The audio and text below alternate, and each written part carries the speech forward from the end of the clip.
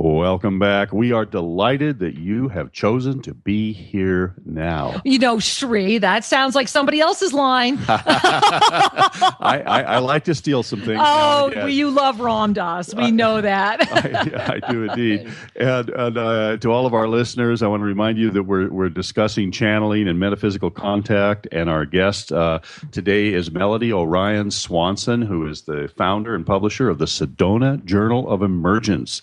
And for those of you that don't know, the Sedona Journal can be found in the magazine stands. You can also find it online, www.sedonajournal.com. Go there, check it out, because you'll really be pleased with what you discover. One of the things that I want to mention about Melody's magazine, and that reflects our world so beautifully, is there's a wide variety of information in the Sedona Journal. Absolutely. The channeled information covers so many topics, and yet each and every one of those articles reminds us to remember. Yes. It invites our discernment because you may not agree with everything. You may not understand with everything, and yet just reading it, just tuning in with it, awakens a discernment factor inside. Well, it does. And if you have any questions or you want to just say hello, remember, join our Twitter feed. You can join us at Shri and Kira is our Twitter handle, just simply at Shri and Kira. You can also use the hashtag Shri and Kira Live so we can read your tweets later,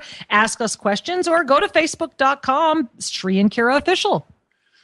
And so one of the things that is near to my heart is the capacity to let go and receive these messages. And what I mean by that is that many people have learned how to set aside their, you could call it their ego, you could call it their controlling energy and their consciousness, and allow inspired information, allow multidimensional beings to offer either words or writings through them. And one of the things that I want to ask you, Melody, is are you able to recognize a channel now, a channeler? I mean, you've met so many people who have brought this in. Yeah, absolutely. And, and Melody's had, if you weren't with us in the first half of the show, then go back and listen. But, Melody said she started out with ARE, which for those of you that don't know is the Edgar Cayce group. And that was a very profound opening. Yeah, Edgar Cayce was certainly one of the most famous channels, absolutely, especially coming to North America. But really, I guess the question I'm asking, Melody, is over the years, have you found that there are certain attributes that you recognize in people that are doing this?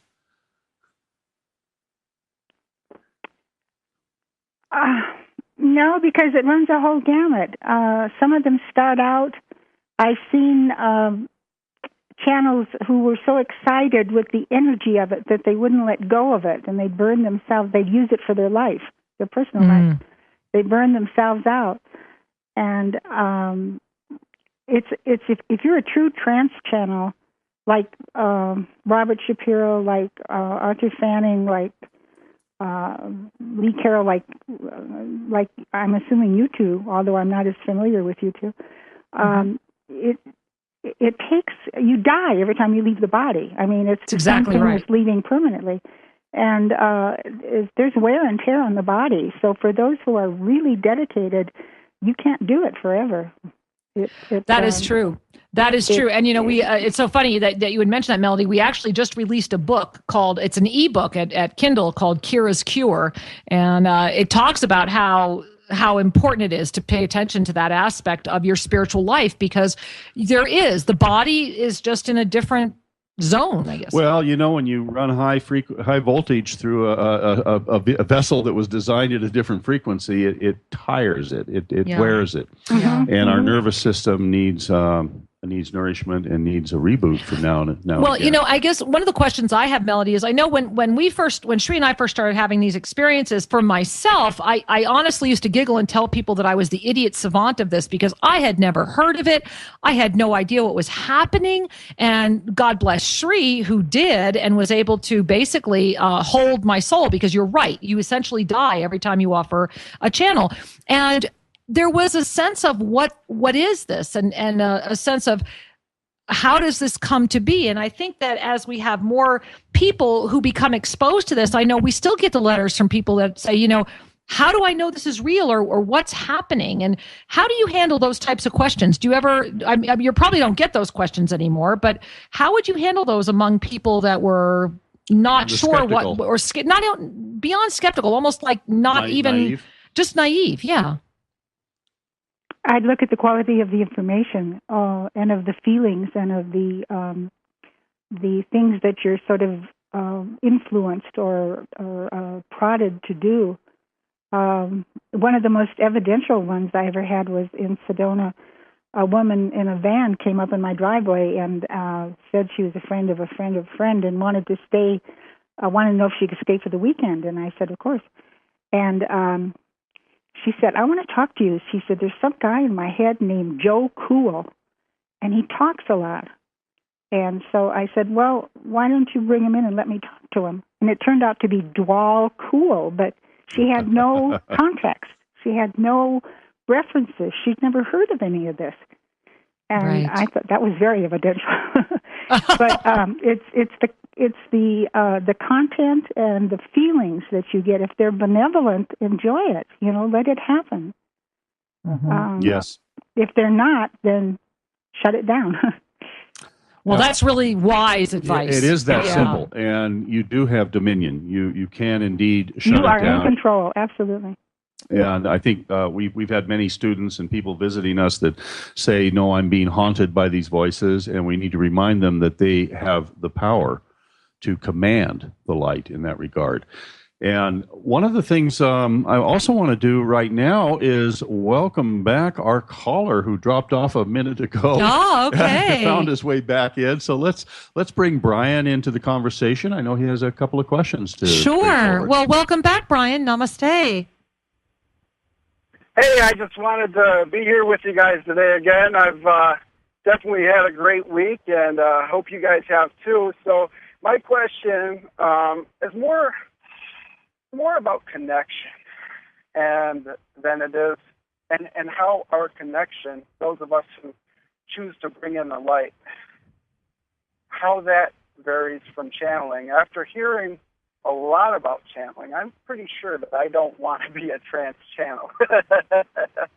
But I do often connect to the light. I began following many of the spiritual practices a Father Yod, his name's Jim Baker, who passed in 1975, and the Source family for many years. And through those experiences with those types of spiritual practice and meditation, I learned how to bring a huge amount of light energy into myself, into Earth, into the solar system, into the universe.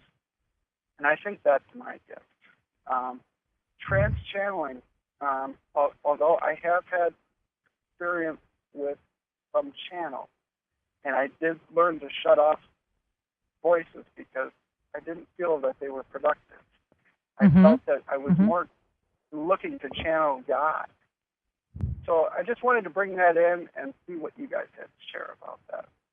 Well, I appreciate that you gave us a call today and to share all of that. And, one of the things, Brian, that as you're sharing that touches me deeply is I feel your sincerity. And, one of the messages that has come through more than once is about sincerity, love, and presence. That when we remember that we become the vessel. These messages are never about us. It's like we believe me, I never sat down one day and said, I want to be a channel. Like I said, I didn't even know what channeling was, much less what was happening. And so the key is, where is your sincerity? Where is your love? And where is your presence? Because that is how we stay connected, through our sincerity, our love, and our presence. There is a plethora of beings on the planet right now that are in love with the fascination of the experience. That is when we are really volatile. That's when we're exposed to energy that is less than of the highest, because we're doing it for the sake of the ego versus relaxing and allowing this gift to come through us. Brian, one of the things I want to share with you, and then I'll invite you to clear the line, and we'll see if someone else would like to get on board here, is to simply honor yourself. As you shared with us, you made a decision. You were clear that your role was to run light and to be that vessel. And it was a sincere decision. And goodness, that's beautiful. And, Yeah. Each of us, I think, came forward with a sacred mission. What our earthly brain doesn't really know is how that's going to play out. Indeed. Because when we take birth here, the chips on the game board look a little different when you're in the body than when you're not. And Brian, just a final reminder, something that I'm sure you're already so clear on is Spirit always keeps us on a need-to-know basis. A lot of times if we knew what we were saying yes to, we wouldn't. And I'm thinking about Melody's signing off on a printing press and wound up producing a magazine. It's like, so Spirit always keeps us on that need-to-know basis. And we are loved so much that we are always cradled into what is in alignment with our sincerity, love, and our presence. We just had this conversation this morning with some students that we have here with us in Guatemala right now, and discussing the fact that, there are people that say, I want to see God. I want, and they stamp their feet and say, I want to see an angel right now. I want to know this is true. Well, we are loved so much that if this type of experience just happened, number one, your nervous system would blow up. Number two, some people would have literal heart attacks. And so even though the mind may not always want to be wrapped around what's happening, we all have the capacity through our sincerity, our love, and our presence to remain connected and to get out of the way of what the ego wants and allow ourselves to be available for Spirit. And it sounds like that's exactly what you're doing. So thank you, my love, for sharing that. And thank you for sharing your sincerity, love, and presence with us today. Many blessings, beloved one. Thank you. Thank you. You're welcome, Angel. Namaste. Do I have time for another question, or am I done? I think, Angel, we're going to have to say goodbye, but call us again next week. Oh, absolutely. Have a great week. Okay, Angel. All right. Many blessings. Bye. One of the Melody, I just want to come back to something you shared earlier where you said this lady drove up to you. And with Joe Cool. I love that story. Yeah. I love that story. When you said Joe Cool, I got the picture of the Camel cigarette commercial guy. And then Dwal Cool can be very cool. However, when you have opened yourself up in the way that you have, meaning I will be a gateway. Yeah, is what you've said. How welcoming and beautiful to the universe. Yeah, I'm a gateway person, and I'm going to provide, the antenna, as I joked about earlier.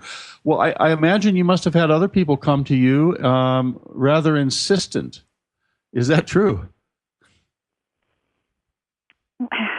There have been so many. I don't deal really in person anymore. Everything that we get is over the internet email. now. Mm-hmm. Everything comes on email. I actually rarely see anyone come into the office anymore. It's a delight when people stop by to visit me, but almost everything new now. Thank goodness. So I'm not influenced by the channels anymore. Comes in a form, that either it's a manuscript mailed or it comes in on email. But there's something else I want to say about channeling. Channeling is something that's available to every human. Those who have studied and sort of fought against the tide have been the way showers, the ones who did it first, like you and many, many, many others. But when we're born, we are that. We're open. We see angels. We know. We remember. And what's happening now is that we are literally being forced to wake up, to regain what we had when we were born, to remember who we are. Because I don't want to get into too much of it, but one of the channels I work with the most is Robert Shapiro, and we have been working together since 1986 or 7. And we published about 30 books from his channelings. And let's see, to summarize it, all humans are the explorer race. We're here for a particular purpose, learning how to slow creation down so that we can understand it and understand the consequences.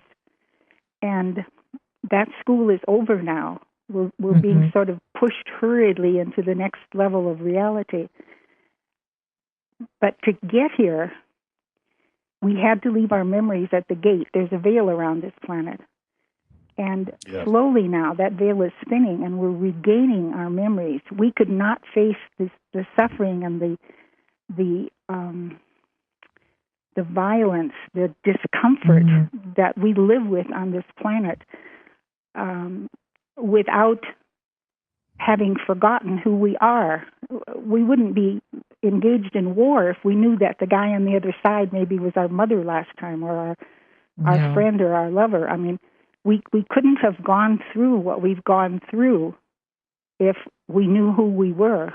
Other beings look at us in absolute amazement. If they had one tiny percentage of the discomfort that we live with here, they would die. They cannot handle it. Mm-hmm. But all of that is ending now. We are waking up to remember who we are before we came here for all the rest of our incarnations and awarenesses. So, I mean, it's an incredibly exciting time to be here, but let's wake up quickly so we can stop this violence. Here. Birthing is not real comfortable. Exactly. Yeah, please.